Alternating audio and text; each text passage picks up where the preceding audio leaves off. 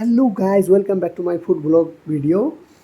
আমি আজকে চিকেন কষা বানিয়ে দেখাবো আপনাদের। এই দেখেন পরিমাণ মতো পেঁয়াজ এবং লঙ্কা আমি কেটে রেখেছি। এরপরে কিছু আদা আমি বেটে রেখেছি। এরপরে আমি কড়াইটাকে ভালো করে দেখে নেব কড়াইয়ে কোনো জল আছে কি না, ভালোভাবে আঁচড়ে দেবো। তারপরে আমি কড়াইটাকে আমি গ্যাসটা অন করব। আমি লাইটারটা দিয়ে অন করব, তাই জন্য লাইটার খুঁজে পেলাম। অবশ্যই আমি লাইটার দিয়ে অন করলাম চুলাটা। এবার কড়াইটা আমি চাপিয়ে দেবো। এরপরে আমি প্রথমে কিন্তু পেঁয়াজটাকে আমি কড়াইয়ে দিয়ে দেবো। কোনো তেল দিইনি কিন্তু আমি প্রথমে ওটাই দিয়ে দিলাম, কারণ তাতে কোনো রস টস থাকলে যাতে সেটা কড়াইয়ে শুষে নেয়। তারপরে আমি তেল দেবো পরিমাণ মতো।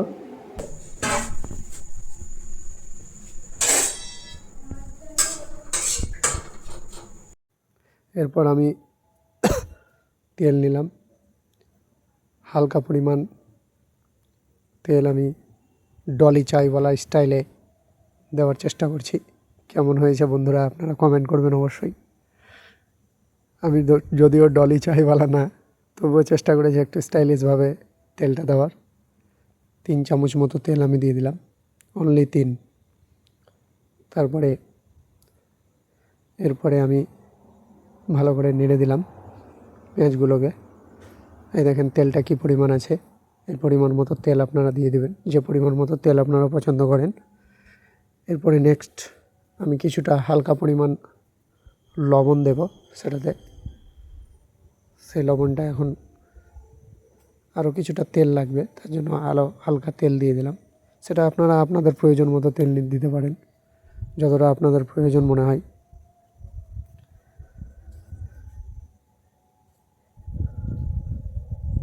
এরপর আমি হালকা পরিমাণ লবণ, কতটা লবণ আপনারা কীরকম পছন্দ করেন সেই হিসাবে পরিমাণ মতো লবণ দেবেন। তবে আমি প্রথমে 1 চামচ লবণ দিয়ে দিলাম, 1.5 চামচ মতো। আর পরিমাণ মতো হলুদ, আপনারা যেরকম হলুদ পছন্দ করেন সেই হিসাবে হলুদ দেবেন। তবে খুব বেশি হলুদ দিতে যাবেন না, নাহলে তেতো হয়ে যায়। তার জন্য হলুদ পরিমাণ মতো দেবেন। ভালোভাবে নাড়াচাড়া করবেন। ভালোভাবে নাড়াচাড়া করার পর একটা গোটা রসুন দিলাম, আপনারা চাইলে রসুনও দিতে পারেন। হ্যাঁ, এই দেখেন রসুনটাকে ভালো করে নাড়াচাড়া করে নিয়ে তারপরে আমি ঢাকনা দিয়ে কিন্তু ঢেকে দেবো। এই দেখেন, এবারে আমি ঢাকনা দিয়ে ঢেকে দিলাম। ঠিক আছে, কিছুক্ষণ পর আবার মাংসটাকে আমি ধুয়ে নিলাম। এভাবে ধুয়ে নিয়ে ভালো করে কচলে নিয়ে আপনারা এরপরে মাংসটাকে ভালোভাবে ধুয়ে নিলাম নাড়াচাড়া করে, যাতে মাংসটা পরিষ্কার পরিচ্ছন্ন হয়ে যায়। এভাবে আপনারা ভালো করে ধুয়ে দেবেন। ধোয়ার পরে আপনারা ঢাকনাটা উঠাবেন, উঠিয়ে ভালো করে নাড়াচাড়া করে দেখবেন পেঁয়াজটা যখন পোড়া পোড়া হয়ে উঠেছে, হালকা লাল লাল হয়ে উঠেছে, তখন আপনার মাংসটা সেটাতে নিয়ে দিয়ে দেবেন। দেওয়ার পরে ভালো করে নাড়াচাড়া করবেন, যাতে ভালো করে মাখিয়ে যায় পুরো মাংসটাতে। একদম দারুণভাবে মাখিয়ে নিয়ে তারপর পুরো পেঁয়াজটা হালকা পাওয়ারটা কমিয়ে দেবেন, কারণ এই সময় পাওয়ার খুব বেশি রাখবেন না, মিডিয়াম কোয়ালিটির পাওয়ার রাখবেন। হলুদ দিয়ে দিলাম, কিছু পরিমাণ হলুদ দেওয়ার পরে পরিমাণ মতো লবণ, কারণ আমি লবণ তখন তেমনভাবে দিইনি, মাংসতে লবণটা ভালো করে ছিটিয়ে দিলাম। যতটা পরিমাণ মতো আপনারা মাংসতে যতটা লবণ লাগে সেই পরিমাণ মতো লবণ দেবেন। আমার এখানে 1/2 কিলো মাংস ছিল, তাই ওই হিসাবে আমি লবণটা দিয়েছি আর কি। এরকম ভালো করে নাড়াচাড়া করে এরকম গ্রেভিটা আসবে, কালারটা এভাবে আসবে দারুণভাবে। এবারে আবার ঢেকে দিলাম।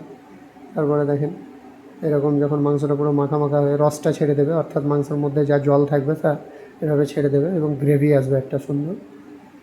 ঠিক এরকম গ্রেভি আসবে দেখেন, হলুদ ধরনের আবার। ঠিক তারপরে আবার ঢাকনা দিয়ে ঢেকে দেবেন। আবার 5 থেকে 10 মিনিট পর আবার সেটা নাড়াচাড়া করবেন। এরকম লেগে যাবে মনে হবে, যখন দেখবেন এরকম লেগে যাচ্ছে, ঠিক তারপরেই কিন্তু আপনারা লঙ্কার যে গুঁড়ো থাকবে সেই লঙ্কার গুঁড়োটা পরিমাণ মতো যতটা আপনারা ঝাল খাবেন সেই হিসাবে দিয়ে দেবেন। আমি পরিমাণ মতো দিয়ে দিলাম। তারপরে আমি কি করলাম, এই দেখেন জিরার গুঁড়ো যে আছে, ধনিয়ার গুঁড়ো আমি ভালো করে দিয়ে দিলাম, দিয়ে ভালো নাড়াচাড়া করে দিলাম। দেখেন লাগতে লেগেছিলো, তার জন্য 1 বাটি মতো জল আমি দিয়ে দিলাম। আপনারা যেরকম জল দিতে পারেন পরিমাণ মতো। দেওয়ার পরে ভালোভাবে নাড়াচাড়া করে এবং যে মশলাগুলো লেগেছিলো কড়াইয়ে সেগুলোকে ভালো করে ঘষে দিয়ে উঠিয়ে দিলাম এবং ভালো করে নাড়লাম। হালকা জল দিয়ে দিলাম, তাহলে মাংসটা মাখা মাখা থাকবে, খেতে অনেক টেস্টি লাগবে, ভালো লাগবে। দেখেন তারপরে আর ভালো করে নাড়াচাড়া করে যা মশলা লেগেছিলো কড়াইয়ের বুকে সেগুলোকে ছুটিয়ে নেওয়ার চেষ্টা করলাম, এবং আপনারাও চাইলে সেরকম করতে পারেন। তার ফলে যে মশলাটা কড়াইয়ের গায়ে লেগে থাকবে সেটা ছুটে যায়। দারুণভাবে নাড়াচাড়া করে নিয়ে এরপরে আবার বাটিটা আমি রেখে দিলাম।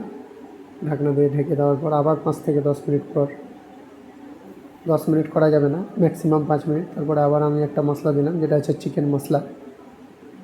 চিকেন মশলা দেওয়ার পরে আমি গরম মশলা দিলাম, আপনারাও সেটা ইউজ করতে পারেন সব লাস্টে।